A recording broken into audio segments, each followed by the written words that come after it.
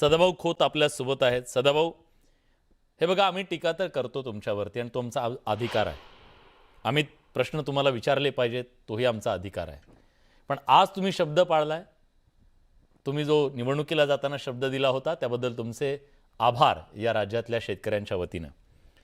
पण जेव्हा तुम्ही हा शब्द पाळलेला आहे तेव्हा हे शब्द पाळत असताना शब्दांमध्ये अटी शर्थी याच्यामध्ये अडकून अनेक शेतकरी याच्यापासून वंचित राहण्याची भीती आत्ता सरांनी व्यक्त केली.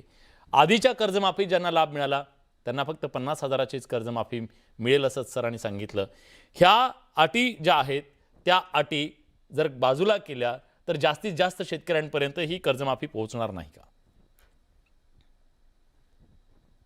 पहिल्यांदा मी आपलं हे बडे साहेब आपल्याला हे धन्यवाद देतो की आपण सातत्यानं शेतकऱ्याच्या प्रश्नावरती बोलत राहिलेला आहे आणि राज्यातल्या शेतकऱ्याची बाजू आपण शासनाच्या दरबारी वेळोवेळी मांडलेली आहे, आक्रमकपणाने मांडले आणि त्यामुळे शेतकऱ्यांना अनेक वेळा न्याय मिळालाय. एक आहे की पूर्वी छत्रपती शिवाजी महाराज कर्जमाफी 2017ला झाली, महात्मा ज्योतिबा फुले कर्जमाफी महाविकास आघाडीच्या काळामध्ये 2019ला झाली आणि आत्ताची पुण्यश्लोक अहिल्याबाई होळकर कर्जमाफी तिसऱ्यांदा होत आहे.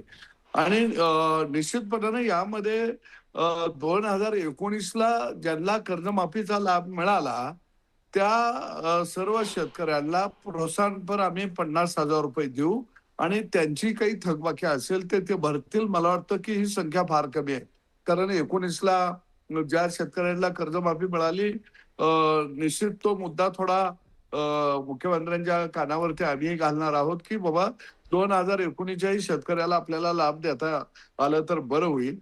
परंतु त्याच्यानंतर जे थकबाकीदार शेतकरी आहेत 2019च्या नंतरचे त्या शेतकऱ्यांना निश्चितपणानं 2 लाख रुपये मिळणार आहेत आणि प्रोत्साहनपर 50,000 रुपये देण्याचा नियमित कर्ज भरणाऱ्या शेतकऱ्याला निर्णय घेतलेला आहे. मुळामध्ये ही कर्जमाफी जो शेतकरी आर्थिक अडचणीमध्ये सापडलेला आहे, त्याला पीक कर्ज मिळत नाही आणि जो अल्पभूधारक शेतकरी आहे अशा शेतकऱ्याला खऱ्या अर्थाने या कर्जमाफीच्या माध्यमातून मोठा दिलासा राज्यामध्ये निश्चितपणाने मिळणार आहे आणि ही संख्या फार मोठी आहे.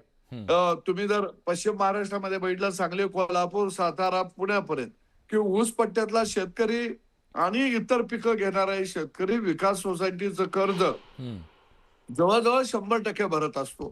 काही शेतकरी कर्जाचं पुनर्गठन करत असतात आणि त्यामुळं या पट्ट्यातल्या शेतकऱ्याला 50,000 रुपये नियमित भरणाऱ्याला मोठ्या प्रमाणामध्ये या ठिकाणी त्या शेतकऱ्याला लाभ मिळणार आहे.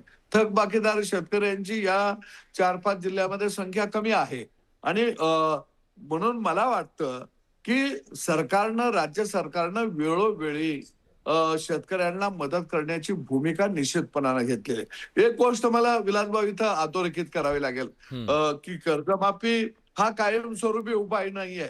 आयात निर्यात धोरण आपल्याला स्पष्ट असलं पाहिजे, नवं तंत्रज्ञान शेतकऱ्याला मिळालं पाहिजे, कारण याकडं खऱ्या अर्थानं लक्ष द्यावं लागेल. आणि निश्चितपणानं मान्य आपल्याला काही लोक करणार नाहीत, परंतु या राज्याचे मुख्यमंत्री देवेंद्र फडणवीस यांनी कारभार 2014ला हातात घेतल्यानंतर जलयुक्त शिवार सारखी योजना आणली, अनेक दुष्काळ भागाला शेतीच्या पाण्याच्या योजना मोठ्या प्रमाणामध्ये पूर्ण केल्या.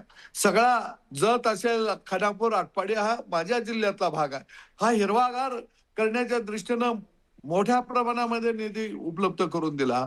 आज सोलरच्या माध्यमातून आपण मागेल त्याला सोलरवरती कनेक्शन देण्याचा आपण निर्णय घेतला की जेणेकरून शेतकऱ्याला दिवसाला ऐकणार. पण आज आता आंदोलन केलं एक महाविकास आघाडीचं, त्यांनी महागाईच्या विरोधामध्ये आंदोलन केलं. एका बाजूला ही माणसं शेतीमालाला भाव मागतात आणि दुसऱ्या बाजूला शेतमाल स्वस्त मिळाला पाहिजे अशीही दुईटप्पी भूमिका मांडतात. आणि म्हणून मला वाटतं अशा त्यांनी शेतमाल स्वस्त म्हणाले, पेट्रोल डिझेल बद्दल केलं नेते आहेत, परंतु दुटप्पी भूमिका शेतकऱ्याच्या बाबतीमध्ये घेणारे राजकारणी त्यांनी म्हणायचं की ही कर्जमाफीचा लाभ शेतकऱ्याला मिळणार नाही, तर मग तो कुणाला मिळणार आहे? बर, ठीक आहे. तो शेतकऱ्याला नाही मिळणार तर तो काय कलेक्टर तहसीलदारला मिळणार आहे का? निश्चितपणानं या कर्जमाफीतून सुद्धा मोठा दिलासा राज्यातल्या शेतकऱ्याला मिळणार आहे. नाही, मिळणार आहे, पण तो अधिक मिळावा याच्यासाठी विजय दावंदिया सरांनी काही महत्त्वाचे मुद्दे मांडले. मला वाटतं सदाभाऊ आपण ते सरकारपर्यंत पोहोचवा. विशेषतः मागच्या कर्जमाफीच्या नंतरचा जो काळ होता शेतकऱ्यांसाठी अतिशय कठीण होता. तुम्ही शेतकरी आहेत, मी तुम्हाला सांगायची आवश्यकता नाही आहे. कोरोनासारखं महाभयंकर संकट आपल्या शेतकऱ्यांनी पचवलं या सगळ्या काळात.